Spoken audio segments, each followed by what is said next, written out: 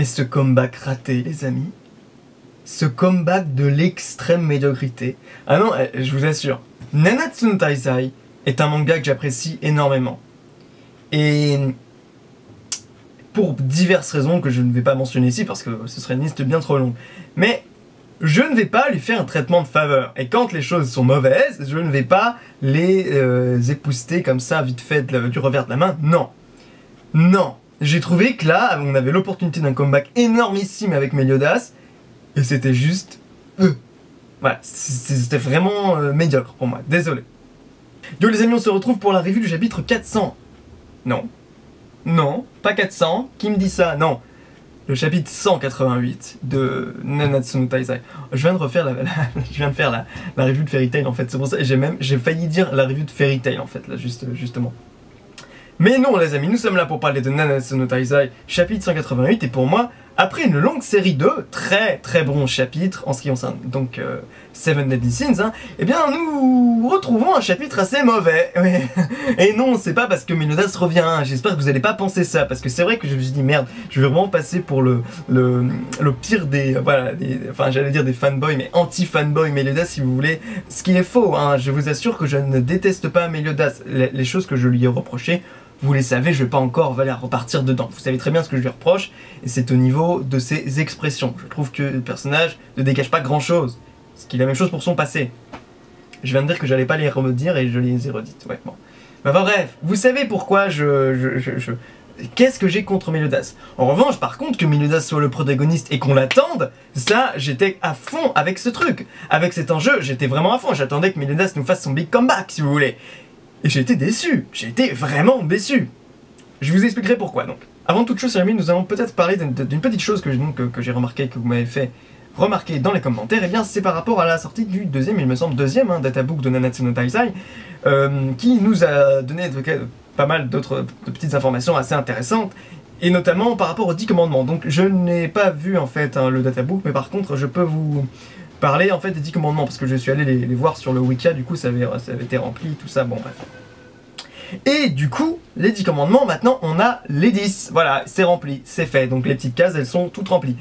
Et franchement, on va pas se mentir, les commandements tels que les traductions nous les donnent là, on n'a pas les pouvoirs, on n'a pas, voilà, donc c'est un peu complexe d'essayer de fermer définitivement la boîte. Non, il y a encore plein de choses à découvrir de la part de Montspied, de la part de Dolor, de la part de tout ça. D'ailleurs, de la part de Drôle, hein, ils ont tous des noms différents. Enfin bref, je reviendrai juste après à propos de ça. Mais d'après ce que j'en vois, ouais, les commandements, Nakabai les a sortis de son cul, on va pas se mentir, hein. Excusez-moi, mais c'est le cas. Je veux dire, je me suis fait chier, putain, à essayer de raccorder ça. J'ai lu pendant pas mal de temps, je suis revenu dans la Bible et tout, et j'essaie voilà, l'Ancien Testament, là, ouais, j'essaie de voir les 10 commandements, tout ça, leur origine, le détail des 10 commandements, le développement dans les différentes versions de la Bible, tout ça. Merde, je me suis fait chier, à chaque fois je me mettais pour les gens qui me disent, ouais, mais non, tu te prends trop la tête. Non, écoutez, si vous voulez quelqu'un qui se prend pas la tête, allez voir un autre reviewer. Moi, vous êtes sur une chaîne avec un reviewer qui se prendra la tête. Et parfois même à tort. Voilà, je me prends la tête des fois pour rien du tout. Mais j'aime bien, c'est ma façon de lire les choses. Et comme j'aime l'histoire, vous savez, j'aime la mythologie, j'aime l'histoire, j'aime bien toujours lier un petit peu ce que je lis. Et j'aime bien espérer en fait que les auteurs ont des références, des vraies références. Alors là, très clairement, il en a, hein, parce que il utilise quand même, la majorité des commandements sont des commandements qui sont bien dans l'Ancien Testament et qui figurent bien parmi les véritables 10 commandements chrétiens. Mais là, il nous met donc pour Dolor la patience et pour... attendez, pour... Ah oui, c'est pour Montspied, c'est la réticence. Ok, alors... Ok, il faut savoir une chose. Déjà, les 10 commandements n'ont jamais été définis par un seul mot, en fait, à chaque fois. Vous voyez, comme dans les 7 péchés capitaux, où on a très clairement l'envie, la colère, ouais, c'est des concepts, ok, c'est un seul mot à chaque fois. Envie, colère, gourmandise, machin, tout ça. En ce qui concerne les 10 commandements, ça n'a jamais été le cas. On n'a jamais eu le commandement de la joie, le commandement de la nourriture, enfin, c'est n'importe quoi. Voilà, vous voyez ce que je veux dire, on n'a jamais un seul mot. C'est toujours des commandements, c'est-à-dire des phrases. Et ça peut être des phrases négatives ou des phrases positives, c'est-à-dire des ordres ou des interdictions. C'est-à-dire tu honoreras ton père et ta mère, c'est c'est une injonction, c'est quelque chose de positif. Tu respecteras voilà, ton Dieu, machin, tu aimeras ton Dieu, tu te reposeras, machin, voilà. Bon, ça c'est des trucs, c'est des ordres. C'est des commandements. Et puis tu as des interdictions, tu as toute la série d'interdictions, que ce soit tu ne blasphémeras pas, tu ne voleras pas, tu ne commettras pas l'adultère, tu n'envieras pas à ton prochain. Bon, envie c'est un petit peu différent parce qu'il est un petit peu lisible de deux façons. Autant tu n'envieras pas ton prochain que tu ne... En gros, que tu seras dévoué et que tu seras... C'est la selflessness si vous voulez, tu seras désintéressé.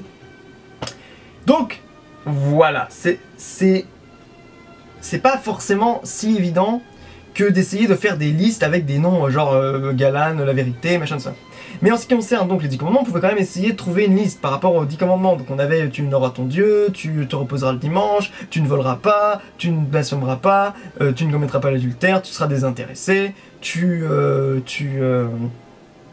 feras pas d'idole pour la version originale. Et à chaque fois, on pourrait peut-être essayer de trouver un terme, un concept, tout ça, bon. Mais en ce qui concerne la patience et la réticence, je vois vraiment pas. La réticence, déjà, c'est la réticence à quoi?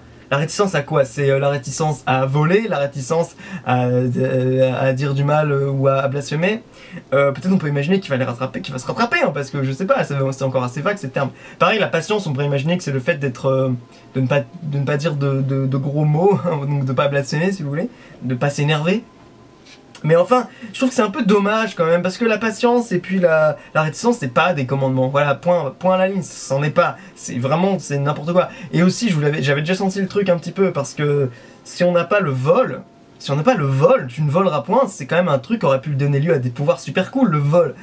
Honorer ton père et ta mère, je sais pas, si vous voulez, je me pose la question. Pareil, le blasphème, t'as pas le droit de dire merde, basiquement, c'est ça, et donc si tu dis merde, tu te transformes en statut de père, enfin je sais pas, mais c'est... Donc bon, mais on aurait eu... Peut-être, ça aurait peut-être donné lieu à des pouvoirs super intéressants. Et là, je trouve, je sais pas, il invente un petit peu l'histoire des pouvoirs de n'importe où. Donc, enfin, bon, peu importe. Hein. Pour Greylord, ou Grey Road, hein, maintenant qu'on a les vrais noms, eh bien, on sait que c'est pacifisme, mais là, ça fait du sens, parce que c'est une tueras point. Donc oui, pacifisme, ça fait du sens. En ce qui concerne donc les nouveaux noms qui nous sont donnés aux 10 commandements, donc c'est drôle pour Dolor. Alors, j'ai vachement utilisé le mot drôle, tout comme le mot derrière pour Derrieri, même si c'est confirmé que c'est Derrieri. Hein. Mais enfin, donc c'est, je dirais peut-être Balor, mais je continuerai de dire Dolor, parce que je préfère. Montspeed, bah, c'est Montspeed, hein. Je disais Montspiet, mais enfin bon, Montspeed, voilà. Galant, ou Galande pour Galan. Je préfère Galan, mais de toute manière, le personnage ne sera pas vraiment de retour, je pense, dans le manga, donc on peut l'appeler comme on veut. Melascula, ou Merasila. Bah, Melascula, je pense qu'effectivement, c'est la bonne traduction. C'est quand même un peu... C'est moins bien que Merasila, quand même, je trouve. Grey Road, Grey Lord, ok, le chemin gris, ou le seigneur gris, à vous de voir. Mais c'est sûrement, c'est Grey Road la bonne, donc bon, bah, la route grise, qu'est-ce que vous voulez, voilà, ça veut pas plus dire qu'autre chose que l'autre, donc voilà. En ce qui concerne maintenant, on va pouvoir passer au chapitre. Alors, ah oui, déjà, une première chose, Derrieri, j'avais oublié de mentionner ça, qu'elle a eu les cheveux coupés, et donc notre ami Montspiet lui a fait une nouvelle coupe. D'ailleurs, Montspiet, par rapport au commandement, juste avant de repasser au chapitre, je pourrais imaginer qu'il soit lié au blasphème, parce que justement, lui, il a l'air toujours très poli, il essaie de mettre les choses... Si vous voulez, de mettre les formes, et je pense que ça irait bien pour un personnage qui doit représenter le commandement du blasphème, c'est-à-dire tu ne blasphémeras pas, tu n'auras pas de paroles impures, si vous voulez. En ce qui concerne donc Derrieri 2.0, comme je l'appelle, eh ben, je trouve ça pas mal qu'elle ait reçu cette nouvelle coupe, parce que franchement, là, au début, j'avais un peu de mal avec son mulet un peu hard metal, glam rock, glam metal des années 90, si vous voulez. Non, merci, quoi, c'est moyen, et je trouvais qu'elle avait pas trop de classe. Là, elle est mieux avec cette coupe courte, je trouve. Bon, c'est un détail, mais enfin, voilà. Ensuite, donc, par rapport à notre ami, eh bien... comment il s'appelle déjà? J'allais l'appeler Ukitake. Bah merde. Zaratras. Non mais, faut persévérer, hein. Des fois, faut prendre son temps, voilà.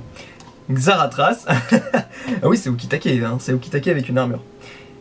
Déjà alors, bon, j'aime beaucoup son design, et je dois dire que je suis content d'avoir enfin un personnage qui a un bouclier. Oui, c'est un détail alors, c'est un putain de détail, mais c'est important, parce qu'on est dans un univers de chevaliers, et il y en a aucun qui utilise un bouclier, une épée, c'est quand même la base, bordel de merde. Donc voilà, je suis content d'avoir un bouclier, un chevalier qui soit un vrai paladin, voilà, qui est cette espèce quand vous jouez à des jeux et que vous êtes un tank, et bien vous avez ce bouclier qui représente la défense et la protection. Et puis même de toute manière, à toute évidence, dans l'histoire, voilà, le bouclier et l'épée, c'est les armes, évidemment, et puis la lance aussi, mais enfin surtout le bouclier, voilà, ça représente toute cette majesté, cette posture, ce désir de défendre et de protéger la veuve et l'orphelin, donc voilà, C'est important qu'on en ait un de personnage qui ait cet item, cet artefact, si on peut dire. Par contre, alors, par rapport, ouais, il est classe, il utilise encore une fois sa magie purge, dont on savait qu'il pouvait l'utiliser depuis l'arc mini-arc d'Édimbourg. Mais bon, il m'a donné une impression de faiblesse dans ce chapitre. Je sais pas pour vous, mais je m'attendais un petit peu plus venant de Zaratras. Je pensais qu'il aurait pu faire, je sais pas, enfin tenir un petit peu plus quand même contre Derriari, je sais pas, ou même contre, je sais pas, il avait l'air quand même assez flippé face à Mountspiet. Même si on a vu par rapport aux différentes puissances, aux différents niveaux de puissance dans le databook que Mountspiet est un des plus puissants. Hein. Et je m'en doutais. Je m'en doutais en fait, je m'en doutais un petit peu. Alors ensuite par rapport à Hawk, j'ai adoré le fait qu'il se transforme en démon. Ça me ferait vraiment beaucoup rire. Et j'aimerais qu'il reste comme ça. J'aimerais que je le trouve bien plus stylé que la forme cochon de base. Aussi par rapport à un truc, je me dis, est-ce que c'est juste pour un effet comique ou est-ce que ça aura un impact plus tard dans l'histoire? C'est possible, hein. Non mais honnêtement c'est possible, hein. Une connerie si vous voulez, un petit détail, mais le fait qu'il soit un démon, peut-être qu'il pourra résister à une attaque et il sera l'élément perturbateur dans le camp des... Enfin, qui pourra, je sais pas, mettre un petit caillou dans l'engrenage du plan machiavélique des grands méchants, si vous voyez ce que je veux dire. Enfin, voilà, c'est à peu près tout ce que je dirais là-dessus, c'est un détail pour l'instant, mais ça pourrait s'avérer être quelque chose d'un peu plus intéressant dans l'avenir. En ce qui concerne maintenant Elisabeth, alors, un truc avec Elisabeth, avant de commencer sur plutôt ce qu'on voit dans le chapitre, mais elle est quand même un peu creuse et un peu fan, Elisabeth, hein. Surtout en ce moment, parce que maintenant, je veux dire, elle n'avance pas, elle est toujours aussi faible, toujours aussi, on est dans un monde où la violence est quand même un peu partout, et dans le contexte de cette guerre contre les démons, tu dirais qu'elle quitterait un petit peu cet aspect un peu naïf, cette naïveté, cette candeur, mais qui est un petit peu agaçante au bout d'un moment. Et je crois que c'est un personnage féminin, c'est un archétype féminin que les Japonais aiment beaucoup, ce côté un peu délicat, tout ça. Moi j'en ai un petit peu marre si vous voulez. Et aussi le côté princesse éplorée, qui est très européen aussi, je peux dire que c'est que japonais, hein. Oui, le côté princesse dans les bras de son prince, bon voilà. Mais, voilà, ça m'enchante pas, voilà. Je la trouve un petit peu fade. Et... je sais pas, voilà, dites-moi ce que vous en pensez dans les commentaires, mais moi Elisabeth commence un peu à m'agacer. J'ai envie de lui dire, mais évolue! Évolue, reste pas constamment et éternellement dans ton rôle de princesse, de petite princesse qu'il faut aller sauver. Il y en a ras-le-bol, si vous voulez, au bout d'un moment, essaie de sortir de ce rôle-là, essaie de sortir de ce cliché-là et construis-toi une vraie prestance, quoi, une vraie assurance, parce qu'au bout d'un moment, on compte sur toi, Elisabeth. T'es sans doute t'es une apôtre de déesse, t'es quelqu'un d'intéressant, essaie de comprendre ton pouvoir et ne fais pas confiance uniquement qu'aux autres. Fais-toi aussi confiance à toi-même. Et c'est un peu chiant de n'avoir que ça de la part de ce personnage. Que tout le temps de la faiblesse et de la candeur. Je comprends que c'est un archétype, mais c'est un peu chiant. Il y a autre chose à dire donc par rapport à Elisabeth, c'est par rapport à donc le fait qu'on revoit son œil qui arbore le sigle des déesses et qui confirme donc que c'est bien une apôtre des déesses comme bien sûr. Et donc il y a un truc que dit Derriari qui est très intéressant, c'est elle parle, elle s'exprime, elle s'adresse donc à Elisabeth en disant qu'est-ce que tu fous là, comme si elle la connaissait. Et vraiment, en plus Derriari a l'air d'en vouloir particulièrement à Elisabeth, comme si elle connaissait Elisabeth. Évidemment Elisabeth est là en mode mais non, mais je te connais pas, mais qu'est-ce que tu me veux putain. Et je pense effectivement que c'est comme pour Denzel, elle abrite en elle, alors ici c'est pas dans son épée, mais peut-être dans ses boucles d'oreilles, hein, quand on y pense, ça pourrait être ça. Qu'elle abrite dans un artefact ou peut-être en elle-même une déesse, comme on l'avait vu donc à la fin de l'arc avec Hendriksen, premier arc, où on avait vu qu'elle avait une espèce de aura de déesse autour d'elle. Sauf qu'à l'époque, on ne savait pas que c'était peut-être, on pensait peut-être juste que c'était sa propre aura à elle, en fait non, c'est vraiment une aura de déesse qui est abritée dans son corps, dans son propre corps. Et du coup, ce que je me dis, c'est, vu que Derriari la connaît particulièrement, ce serait pas une déesse bien plus importante que ce qu'on avait été habitué de voir avec Nero Bastad, ou une déesse mineure. Je verrais bien qu'en fait, elle soit habitée par une déesse bien plus importante que une simple caporale de lance divine comme on avait vu avec Denzel. Donc ça expliquerait aussi pourquoi voilà, Derriari veut vraiment la défoncer elle, quoi, parce que quand elle était face à Denzel, elle l'a buté Denzel parce que Denzel l'attaquait. En revanche là, elle va directement contre Elisabeth, ce qui prouve qu'elle a vraiment quelque chose contre elle. Donc voilà, c'est à peu près tout ce que je dirais par rapport à ça. On voit Elisabeth qui commence à maîtriser de la magie proprement divine, hein, avec arc. Qui est pas qui est au-delà du simple fait d'être un druide, c'est vraiment c'est une magie de déesse. Donc ça c'est le point positif, c'est qu'elle grandit dans l'utilisation de ses pouvoirs.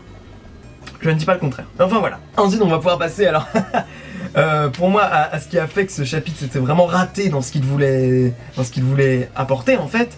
c'est le retour raté de Meliodas, parce que c'est vrai qu'au début j'ai dit que le chapitre était mauvais, et au fond, dans l'ensemble de ce qu'il donnait, il n'était pas mauvais le chapitre, mais c'est qu'en fait le chapitre, on va pas se mentir, c'était toute une petite introduction vers le retour de Meliodas. Et tout ça pour ça, c'est-à-dire que le retour de Meliodas était catastrophique. Pourquoi je l'ai trouvé catastrophique? Je vous explique. Parce que non seulement graphiquement, je trouvais que ça ne le faisait pas. Il apparaît comme un petit ninja, alors que moi j'attends de Meliodas qu'il nous revienne en pleine puissance, avec une putain de page, avec toute... Voilà, voilà. Et là non, on nous fait il arrive un peu en mode ninja, il nous fait du jutsu, hop, boum, il arrive comme ça, et boum, il donne un petit coup de poing. Et on a l'impression que c'est un schtroumpf, quoi. Il est là, et boum, on dirait un petit lutin qui... Ça n'est pas impactant, c'est pas suffisant, je trouve. Ça manque clairement de majesté, et pour le personnage principal, je trouve que c'est dommage. En plus de ça, il arrive dans un moment où, je suis désolé, mais c'est un moment anticlimatique. On n'est pas du tout dans un moment d'acmé, de pic de tension dans le manga, je suis désolé. La tension redescend. Je sais que les gens ils disaient non, mais il y a le combat. Non, je suis désolé, la tension redescend. La tension remontera quand Meliodas reviendra, sauf qu'on pouvait faire arriver à un moment de tension où les démons gagnent et imposent leur victoire. Sauf que là, ça s'éparpille. Vous avez Frodrin un moment qui arrive, puis un moment on retrouve Denzel, puis on retrouve Derry, on retrouve Montspeed. Ça s'éparpille trop. Et du coup, on n'est pas à un moment où on se dit que c'est crucial, que l'arrivée de Meliodas, elle est hyper importante. Parce qu'au fond, là, on voyait Elisabeth se débrouiller avec Arc, ça aurait pu nous amener à quelque chose d'autre. En plus de ça, on était en compagnie des Zaratras, qui lui auraient très bien pu faire quelque chose également. Et là, non, Meliodas arrive comme ça, sans aucune raison. Alors bien sûr qu'on va nous expliquer, ce qui s'est produit. Peut-être qu'il s'est passé quelque chose dans le purgatoire, enfin forcément, il s'est passé quelque chose dans le purgatoire. Mais je trouve, mais voilà, on a attendu pour ça et pour rien, et puis voilà, on revient, on retrouve Meliodas comme ça, comme s'il ne s'était rien passé, quoi. Et je trouve que son comeback est vraiment raté. Je suis désolé les amis, hein, mais je suis honnête avec vous, je n'ai pas aimé ce comeback du tout. Pour moi, c'était très mauvais. Le chapitre, tout ce qu'il y avait avant n'était pas mauvais, mais tout ce qu'il y avait avant était destiné à accompagner le mouvement qui allait aboutir au retour de Meliodas dans le chapitre. Et le retour de Meliodas dans le chapitre était raté. Donc pour moi, tout ce qui est passé avant est un petit peu raté également. Mais enfin bon, voilà, peut-être certains vont trouver que c'est cool, mais moi je suis désolé, autant graphiquement qu'au niveau de la narration, qu'au niveau de l'impact et du drame, enfin de la façon, comment dire, de l'impact dramatique qui est censé être véhiculé par le retour de Meliodas, je trouvais qu'on n'était pas dedans, quoi, on n'était pas dedans, on va arriver comme un petit ninja, boum, et on sait même pas pourquoi, et voilà, ça arrive un peu comme un cheveu sur la soupe en plus de ça. Donc les amis, voilà, dites-moi ce que vous avez pensé, dites-moi, je pense que beaucoup de gens vont mettre des dislikes, vont pas aimer, mais libre à vous, hein, mais je suis désolé, moi je suis honnête avec vous. Donc voilà les amis, on se retrouve donc demain peut-être pour une réaction live du chapitre prochain, donc chapitre 189. Et donc voilà les amis, donc Nanatsu no Taizai bien sûr c'est quand même un excellent manga et j'ai vraiment envie de voir ce que va nous faire Meliodas, hein, c'est pas le problème. Et je trouve par contre son comeback que j'attendais assez et ne m'a pas voilà, donné ample satisfaction, je suis désolé. Donc les amis, je vous dis à la prochaine, en attendant portez-vous bien et amusez-vous bien et ciao, voilà. J'ai voulu changer de phrase, c'est un fail. Allez, ciao.